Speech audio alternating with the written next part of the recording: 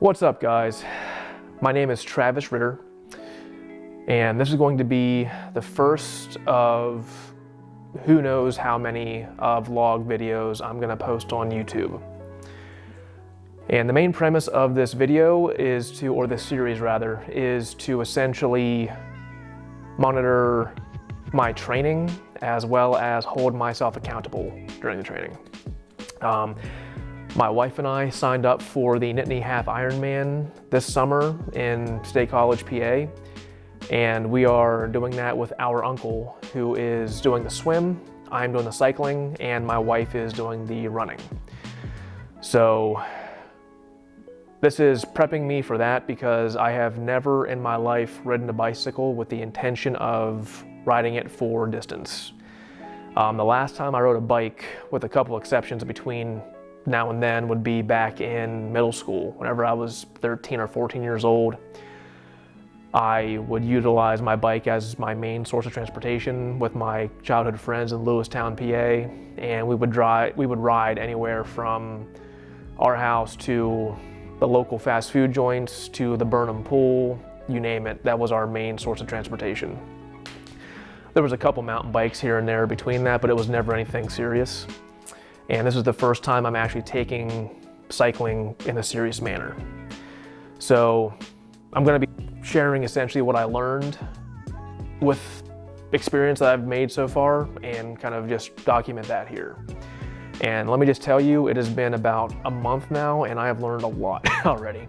There's way more to it than I've realized. So yeah, with biking, I mean, unlike my previous races, which were all on foot, there is so much more that goes on with cycling than running. And one thing I've learned, which kind of just ties into my mantra of my old career, which I was a strength coach for about 10 years, is that everyone's different. And this is no exception. You're gonna have different limb lengths, different heights, different torso angles and stuff like that. And thanks to the nice people at the Bike Roost in Boalsburg, PA, I was able to pick their brains and just learn an immense amount of information in a matter of hours, really, whenever it came to different sizes of the bike, different geometry, different heights, which they call a drop, handlebar width, how low you want your tri-bars to be, stuff like that. And normally I would call that drinking from a fire hose, but the nice guys down there, Adam and Chase, who I've met so far, they have been fantastic with making things very simple, but very efficient when it comes to relaying what I need to know. So that's always awesome. But it looks like I'm gonna be buying either a Cannondale Topstone or a Giant Revolt. It just depends on what they have in stock and my size and for the budget that I'm working with, so. But from there, we've actually been using a spin bike in our house for the training for the last couple of weeks now. And again, thanks to the people at the Bike Roost, I was able to get that measured essentially for me with my seat height, with my drop height and all that stuff. And put myself through an FTP test, which I'm probably butchering the actual phrasing of that, but functional threshold power test is a test that is designed to see what your power output is for you specifically. And power is measured in watts. And the way that they perform the test is you keep the same RPM, increase the resistance accordingly, and wherever you get to the point where you're either not able to keep up the same cadence or you start seeing Jesus's face is where they stop you. And I forget what mine was, it's written on my spreadsheet, but I don't know if it's good or bad. I'll just say that now. Probably a kindergartner riding her tricycle could probably do more power output than me, but we learn from that.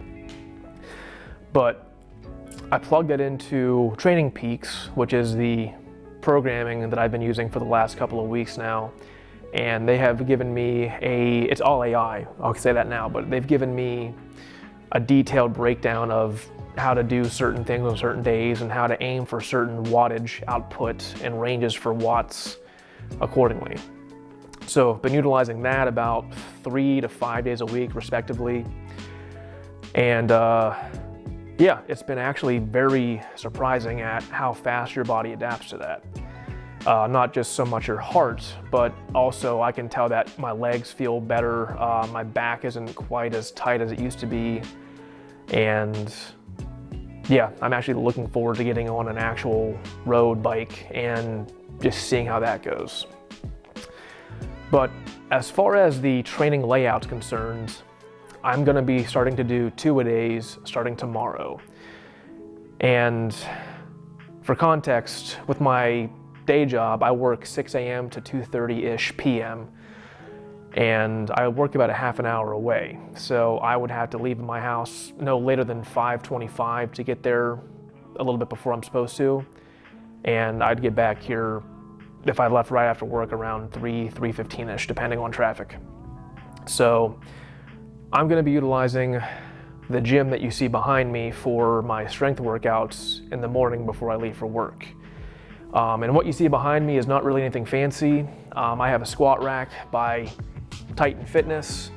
Bumper plates are from Rep Fitness. I have a Rogue Boneyard bar that I actually bought from my friend Carrie way back in the day, another power lifter that I met along the journey.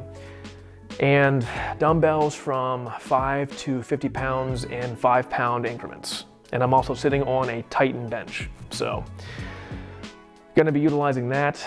And I'm doing it that way because I've read that having a couple hours between workouts is ideal. Specifically strength versus cardiovascular. And in the past, and again, this is not set in stone, this is just what I've researched myself, so I'm sure there probably are some nuances to this. But from what I've researched is if you do a legit cardio workout, like with cycling, before and or after a strength workout, it will not be as effective. And by allowing your body to recover a couple hours, in this case, it's gonna be around 8.5 to 9 hours, you'll be able to get more efficiency out of each workout respectively. So I'm gonna see how that goes. Again, I've never done this, so this is completely uncharted waters for me. So we'll see what happens there.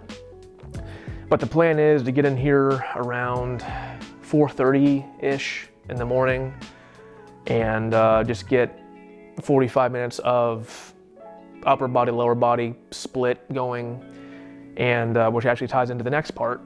Lower body wise, I'm going to be utilizing more of a power / strength rep range, anywhere from 5 to 8 reps maximum.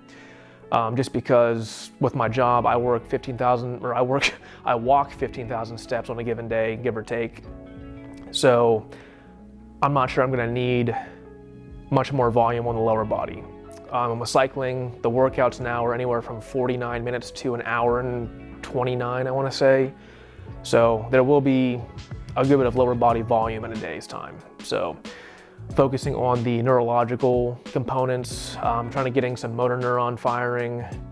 And if I do any hypertrophy work, it's gonna be probably for hamstrings, for glutes, and probably for duration, probably for core. From there, yeah, I'm gonna basically be updating this hopefully every week. And the goal with that is to keep myself accountable, but also to kind of just like word vomit like what I'm doing right now with what I've learned that week, with how I feel about the training, and with essentially any updates I have with that. Hoping that one of these videos in the next 2 weeks can have me filming from the top of a mountain. So we live in a small town in Huntington, and there's a lot of hills, a lot of peaks, a lot of valleys that I cannot wait to actually climb, and just to kind of get the view from the top.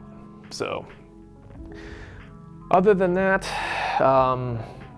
yeah, I might monitor my progress from the golf course if I ever get a chance to, or with the fishing streams around here, which it's phenomenal fishing in this area too. So, but yeah, In conclusion, if you have watched this far, you're probably a relative of mine or a very close friend that is sitting and doing nothing right now, or you're bored out of your mind in a waiting room somewhere. So, but thank you for watching it this far. Stay tuned for, I guess, next week's